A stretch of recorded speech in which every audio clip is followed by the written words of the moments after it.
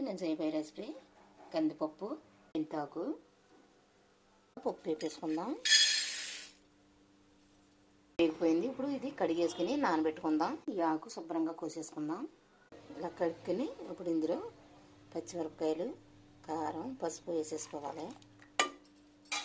ఉప్పు పొడి పొడిలు ఆడదా వండుకుంటే బాగుంటుంది. ఓకే, పప్పు ఈ రకంగా ఉడకాలి. ఇందులో ఆకు వేసేసుకోవాలి. కొంచెం సాల్ట్ వేసేసుకుందాం. పప్పు అయిపోయింది. ఇప్పుడు దీనికి తాలింపు వేసుకుందాం. జీలకర్ర, కరివేపాకు, ఎండుమిర్చి, ఆవాలు, ఎల్లుల్లిపాయలు వేగిపోయింది. ఇప్పుడు పప్పు వేసేద్దాం. ఓకే, పప్పు మెంతికూర రెడీ అయిపోయింది. ఇలా మీరు కూడా ట్రై చేయండి. ఈ వీడియో కనుక మీకు నచ్చినట్లయితే లైక్ చేయండి.